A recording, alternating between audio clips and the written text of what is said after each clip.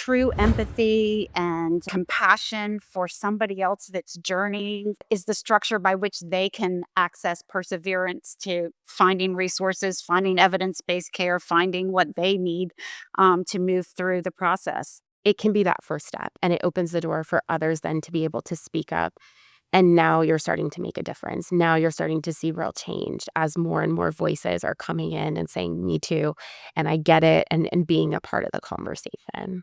Mental health looks in different ways to different people across the board, and we need to kind of think about mental health in a different way. Come with us. We're going to try to help you to get the right resources that you need and support and peer support. And then if you need something more, then we can help you find that.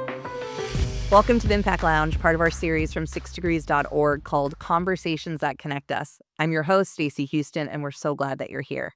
This series is part of our national I Get It campaign, a movement to amplify mental health stories, break down stigma, and share real tools and real voices to support one another. Every Wednesday in May, we're bringing you conversations with leaders across music, mental health, caregiving, and lived experiences. Because healing doesn't happen in isolation, it happens through connection. So take a breath, get comfortable, and welcome to today's conversation.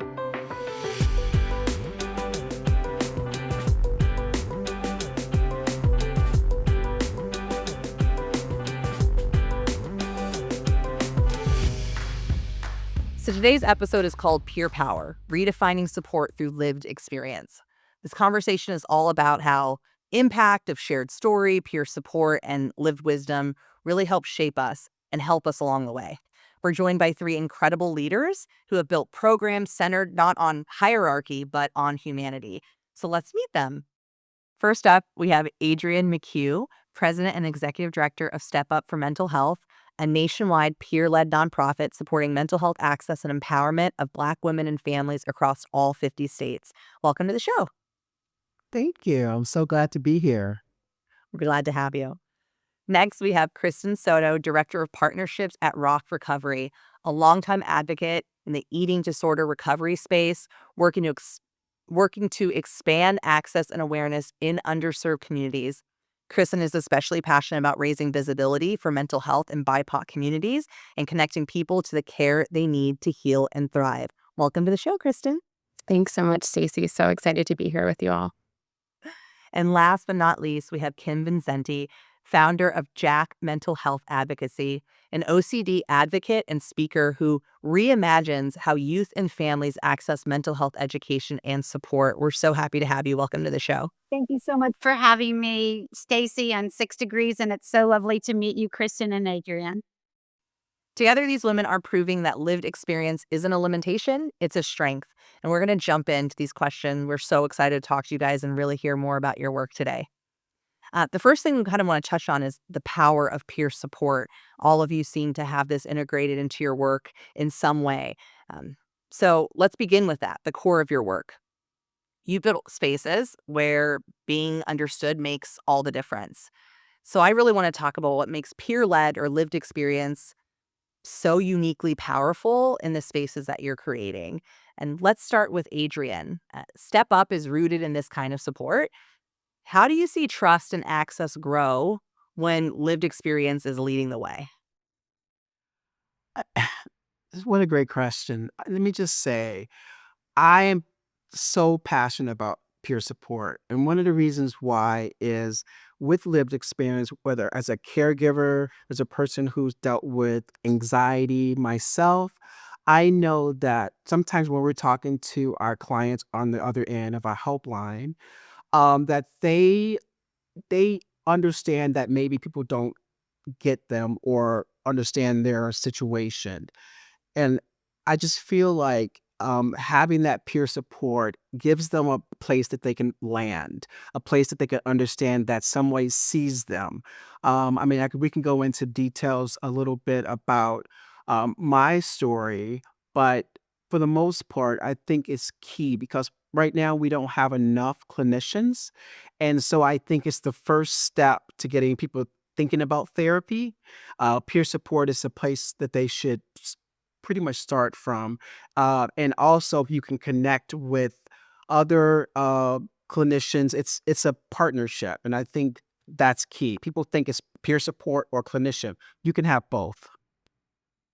That's a really good way to frame it, and I think that's a theme that we're seeing in some of these different conversations, the lack of therapists and counselors to support this growing need, and so peer support being really critical in a way to kind of stopgap, but also to provide some additional resources. So thank you, Adrienne, for sharing that.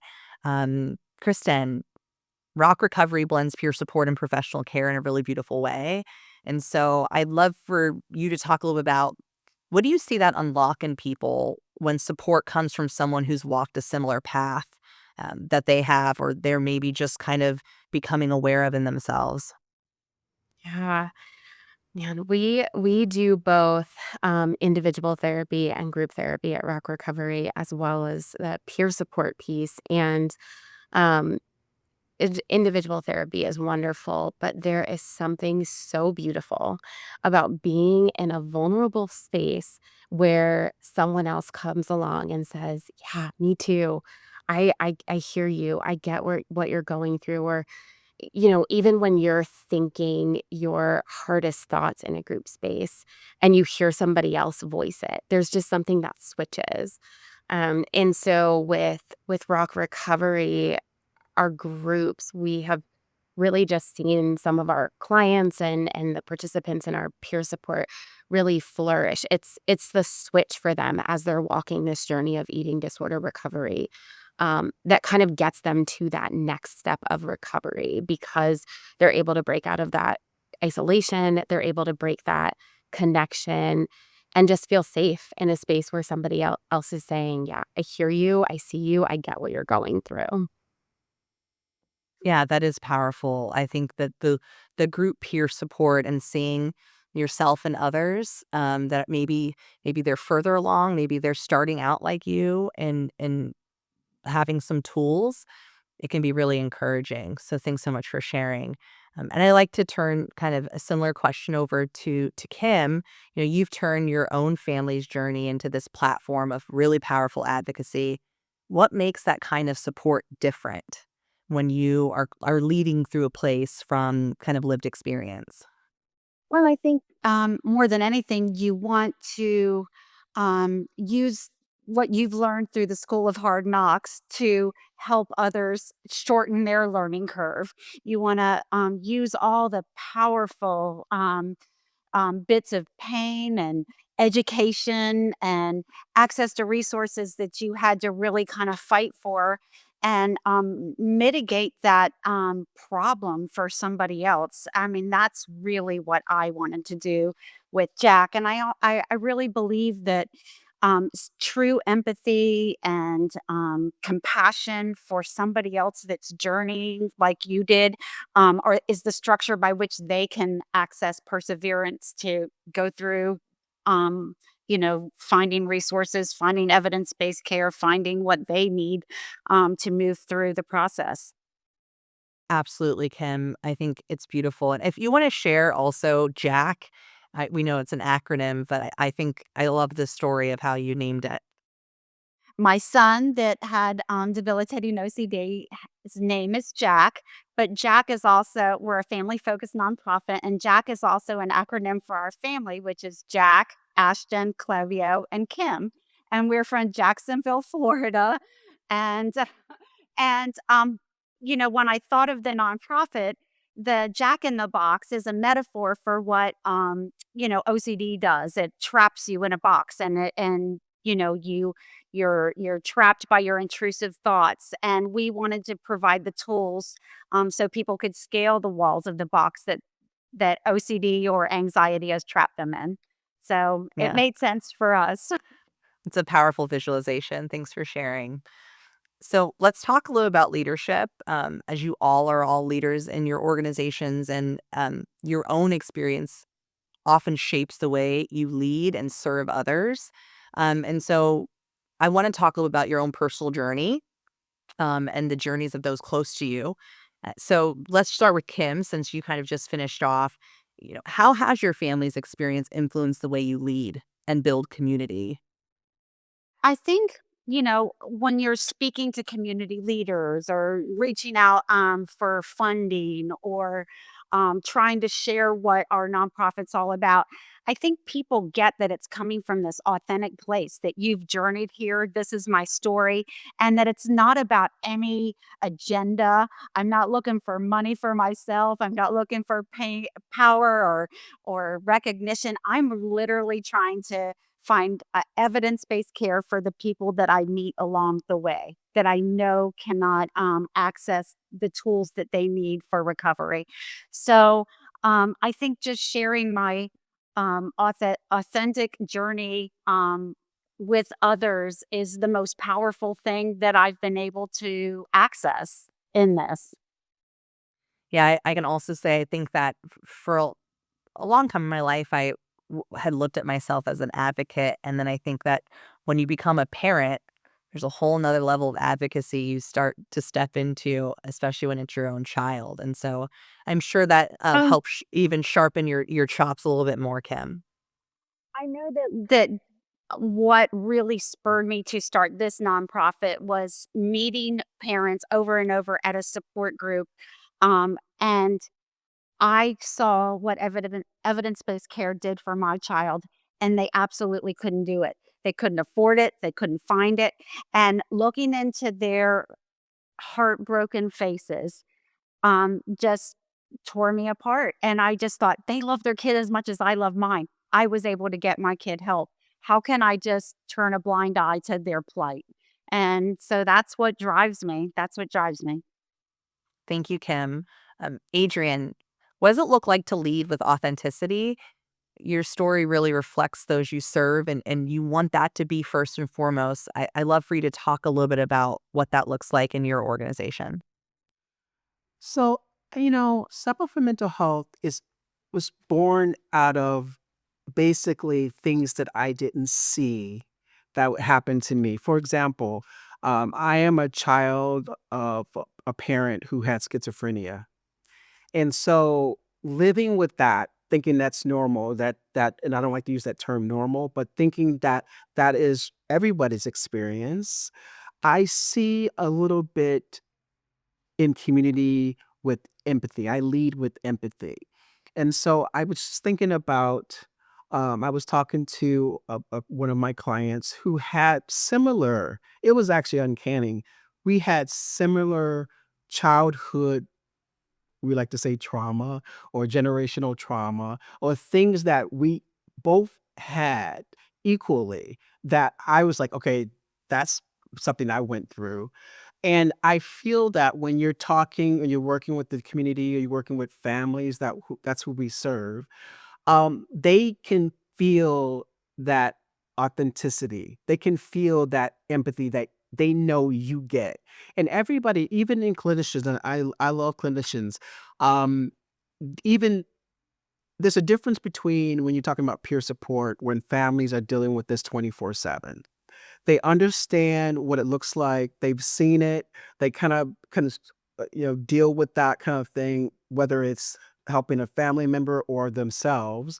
And I think when you have that kind of experience as a caregiver, as a person, now I'm not a person who has schizophrenia, but I see it when I know it when I see it, and so I can empathize when I'm working when I'm working in things like mental health first aid, or when we're doing peer groups, or when we're, talking about through a webinar or anything, trying to explain to communities that we serve what it looks like.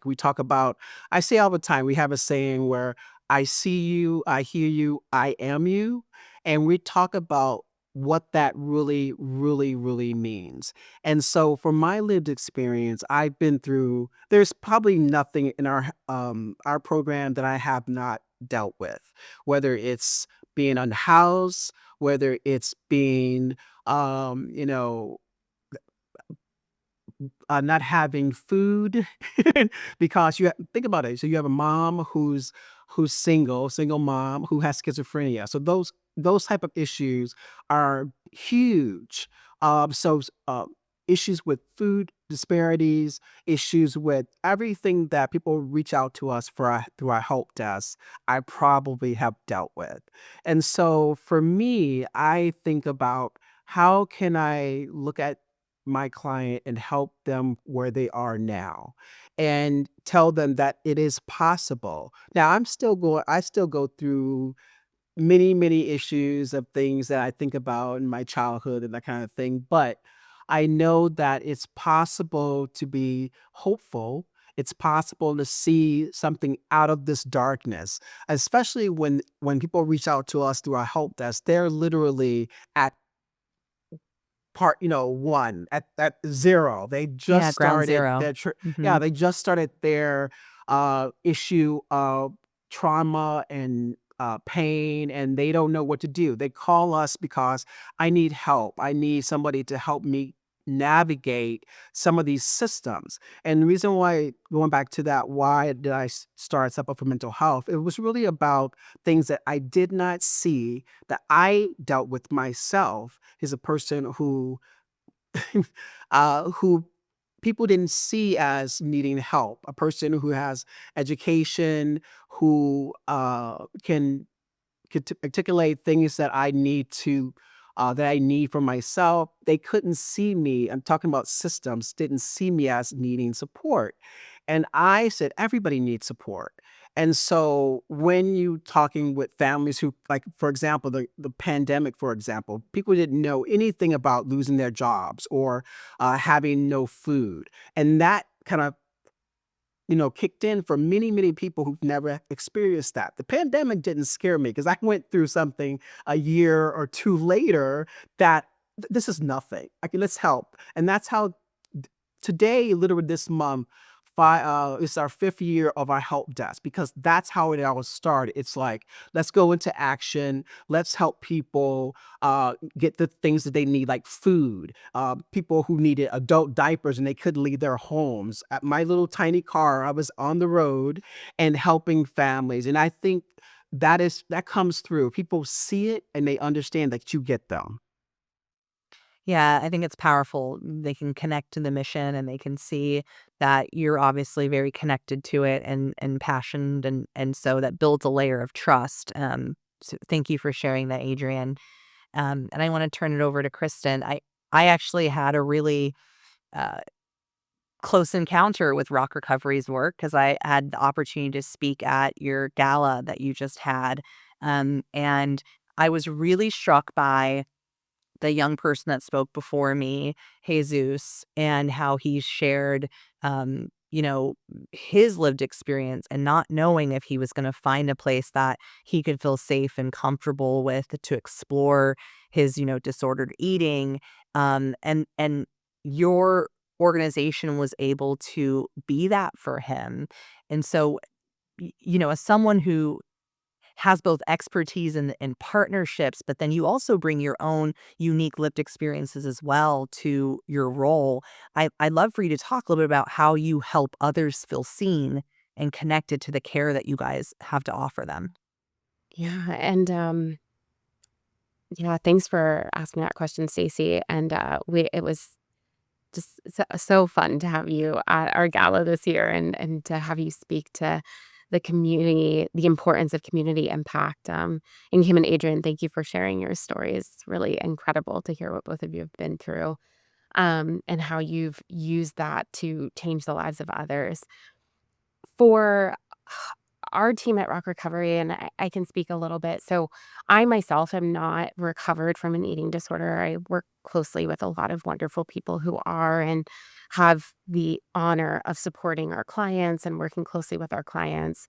Um, but I very much understand the struggles of navigating body image and trying to conform your body to follow the standards of what society claims as good. And um, had my own experience with dieting and some disordered behaviors for sure. So stepping into that, I certainly, when I came into rock, I wasn't necessarily didn't fully understand the world of eating disorders. I understood a bit of what that struggle could look like from my own personal experience. I I think one thing I realized early on in working at Rock Recovery is how misunderstood eating disorders are. Um, y- Realized through my work at Rock how many friends I had, especially as a middle schooler and as a teenager in high school, how many friends I had that struggled with an eating disorder that we didn't know that some of the things that they were doing that wasn't typical behavior.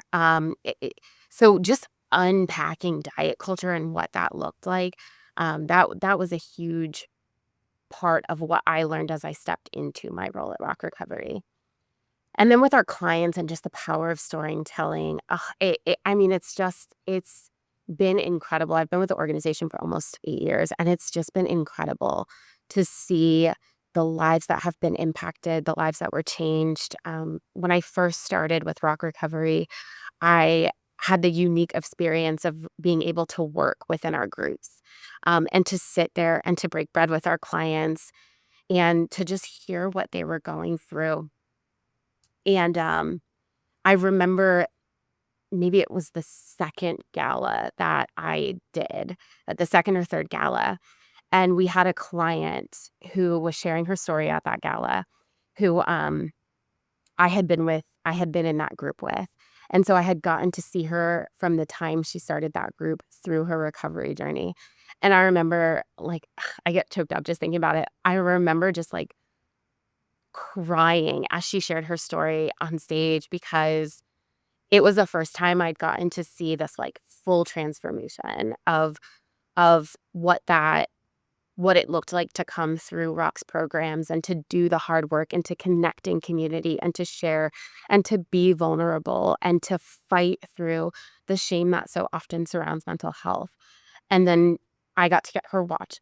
I got, excuse me, I got to watch her bravely get up on that stage and share her story. And she shared her story countless other times.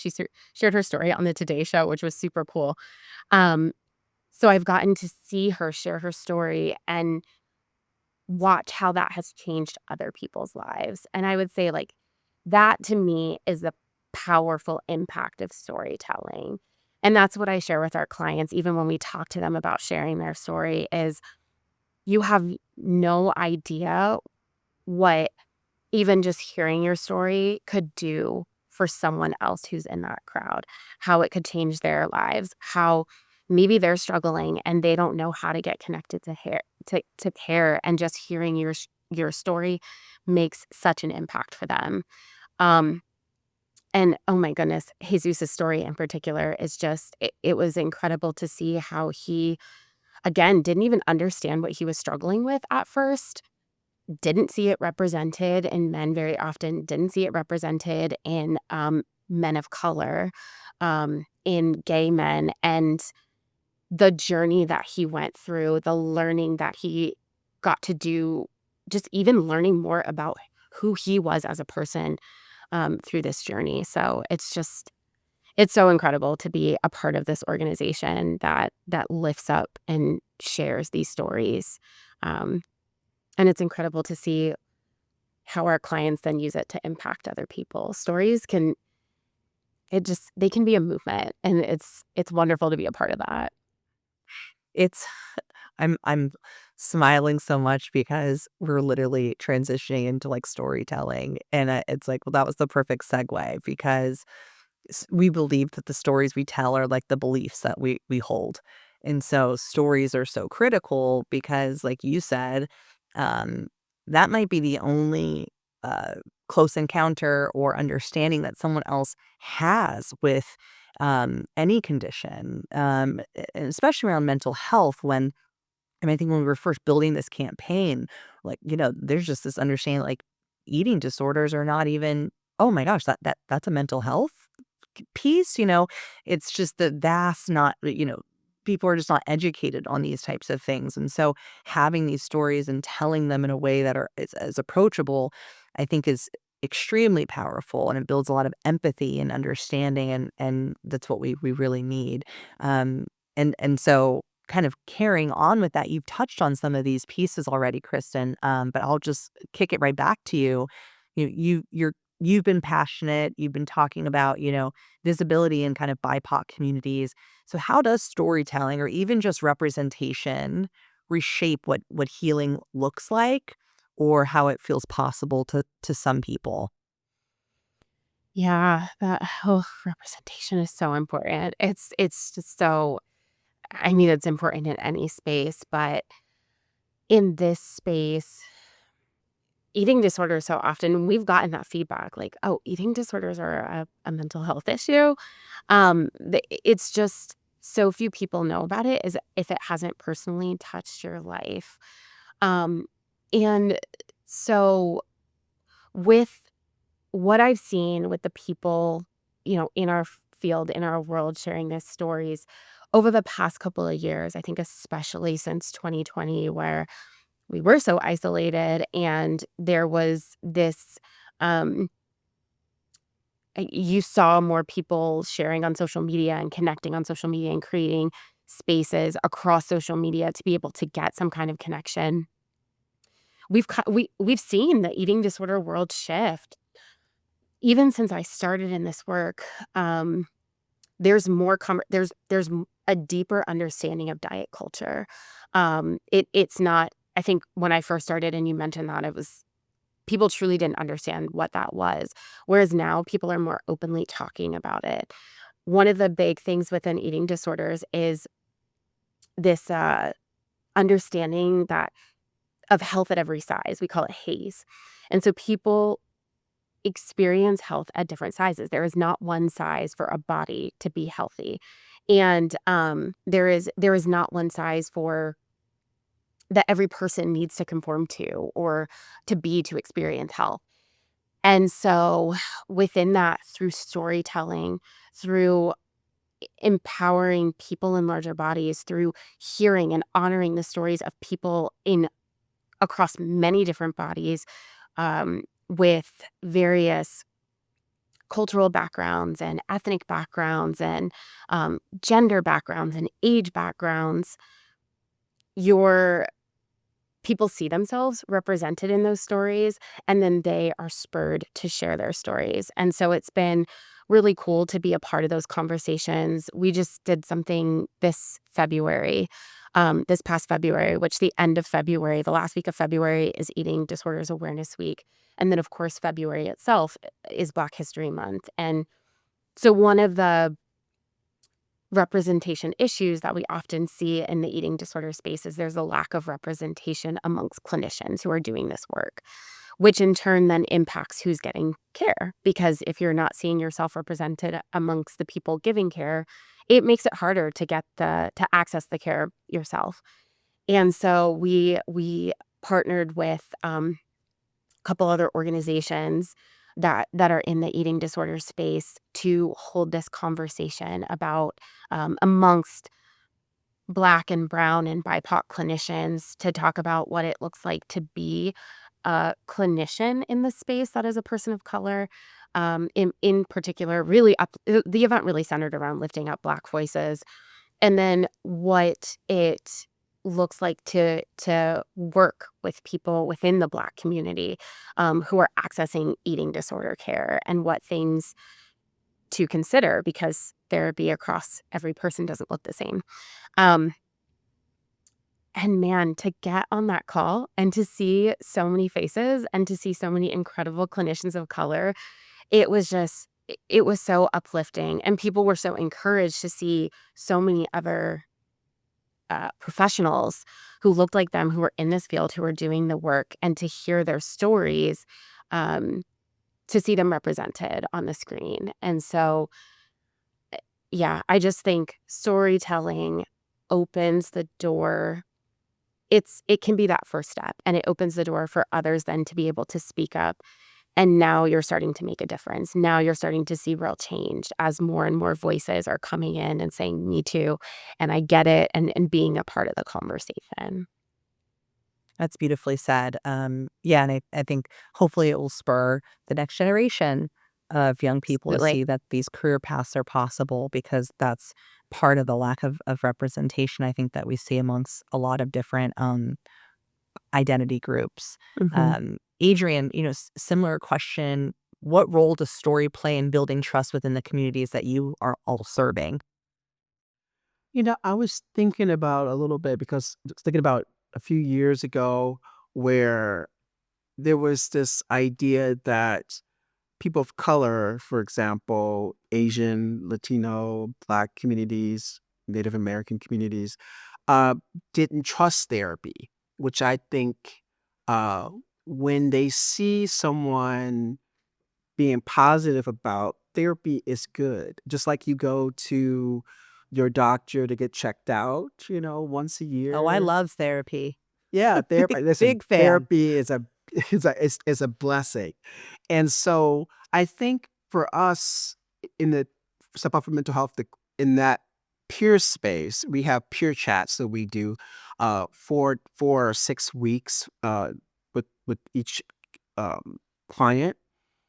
I think at first people were scared of talking before, but I think now it's opened up.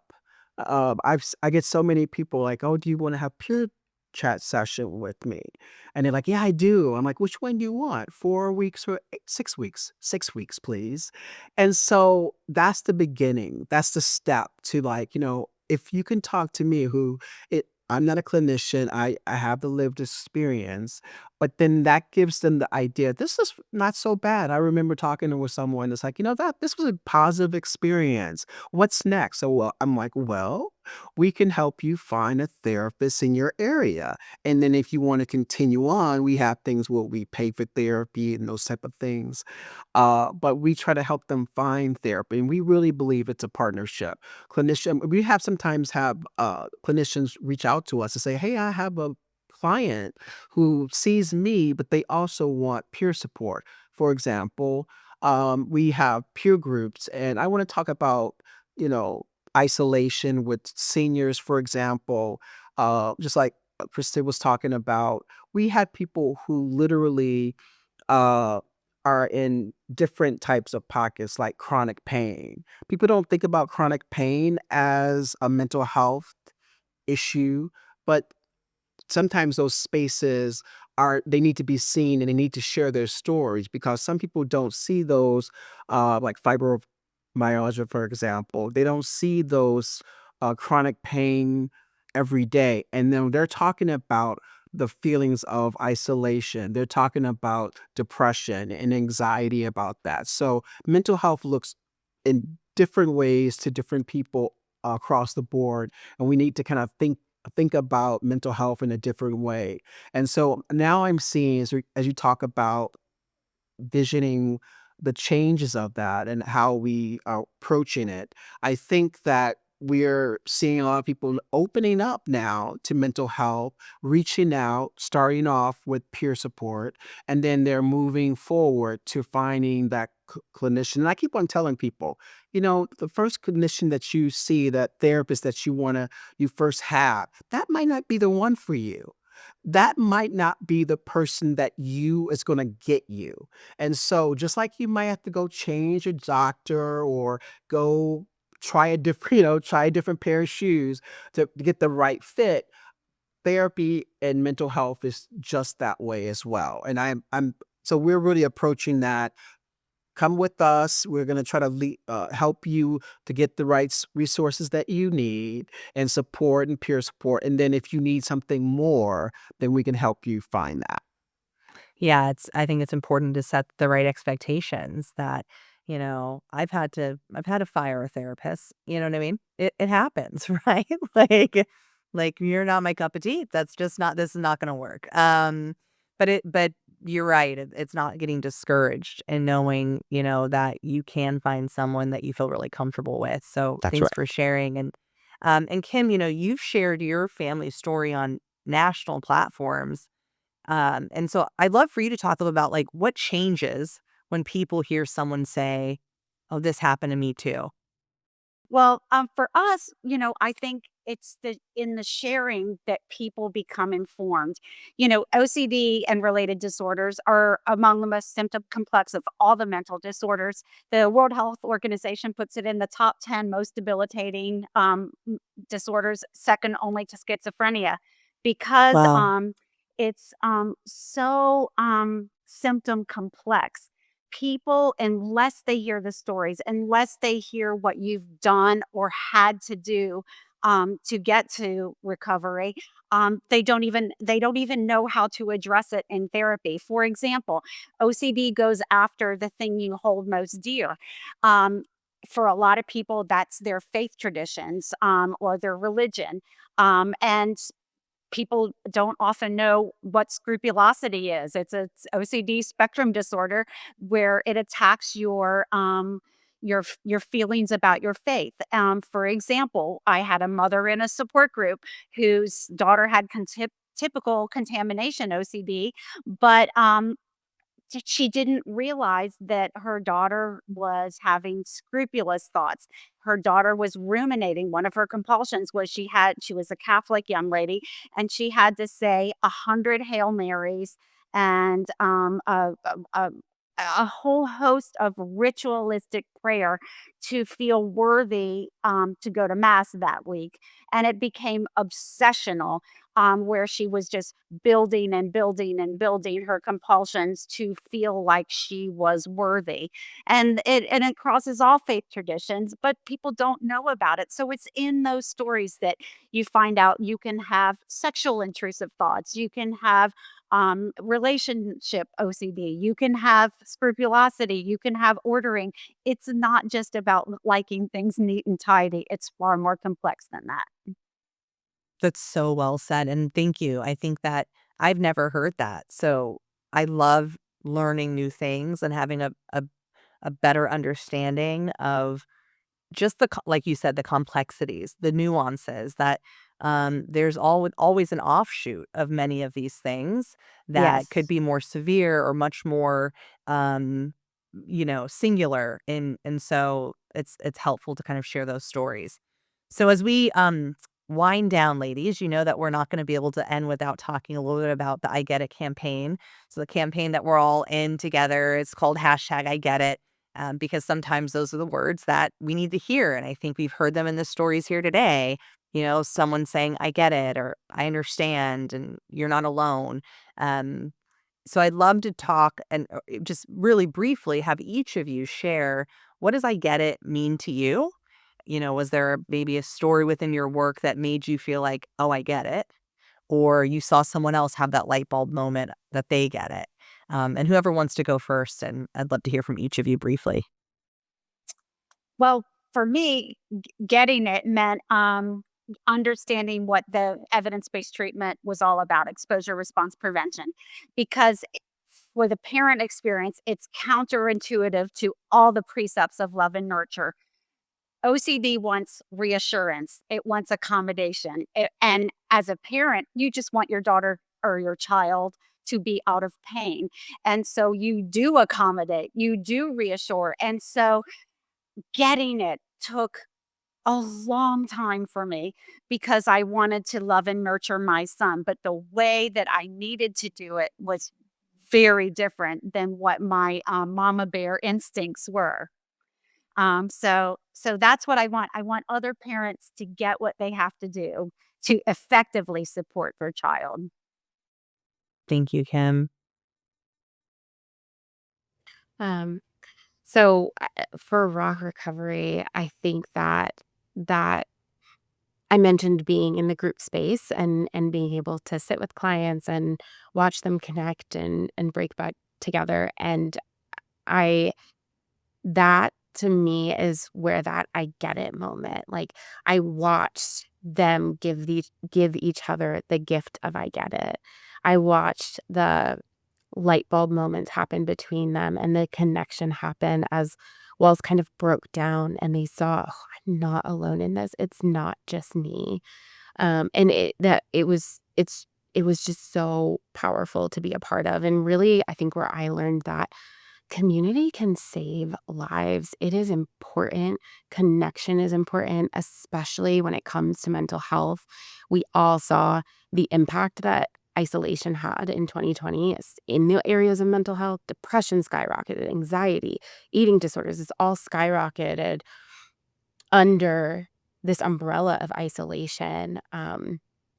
So it's just really beautiful to be a part of such a cool campaign where we're helping people make that light bulb switch of, "Oh, it's not just me. I'm not alone in this."